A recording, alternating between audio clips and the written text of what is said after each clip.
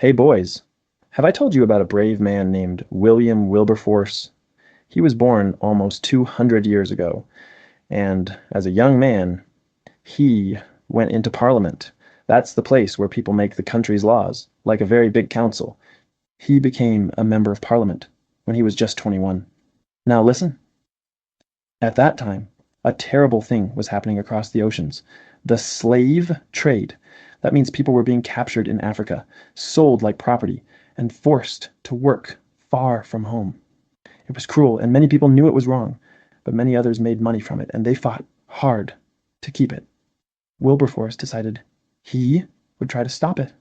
He worked with friends like Thomas Clarkson and Granville Sharp, men who gathered evidence, stories, and facts about how cruel the slave ships were. Do you know what evidence is? It's facts and proof that help people understand the truth. Wilberforce stood up in Parliament and spoke again and again. Sometimes his voice was gentle, pleading, "We must end this trade." And sometimes he was firm and strong, because brave men can be both gentle and bold. His fight was not quick. Decades passed. Opponents used money, power, and arguments about jobs and ships to defend the trade. Wilberforce and his allies answered with stories of people suffering, with facts, and with steady persistence. That means they kept trying again and again. Then a very important victory came. In 1807, Parliament passed the Slave Trade Act.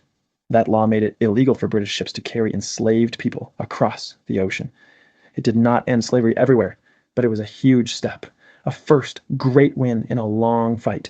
Wilberforce did not stop. He kept working toward a bigger goal, ending slavery itself in the British Empire. He was part of a group called the Clapham Sect. People who believed their faith asked them to help the poor and the oppressed. Time wore on. Wilberforce grew older and his health failed at times, but his courage did not fade. He spoke and wrote and helped politics and public opinions move slowly toward justice. In 1833, the British Parliament passed the Slavery Abolition Act, the law that would free many enslaved people across the empire.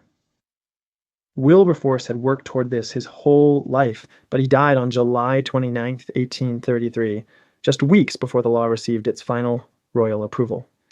He lived long enough to see that victory was near, and his years of courage helped make it possible. So what is the lesson here? Courage is not loud and quick only. Often it is patient, steady, and careful. Wilberforce used his voice, his faith, and his long persistence to change the world. Can you imagine standing up again and again, even when people say no? That's courage. Remember, some fights are hard and take a long time, but doing what is right, even when it's difficult, makes you strong inside. Just like Wilbur Wilberforce, real men stand up for what is right, even when it is hard. And when you choose to do the brave thing, not the easy thing, you will be a real man too.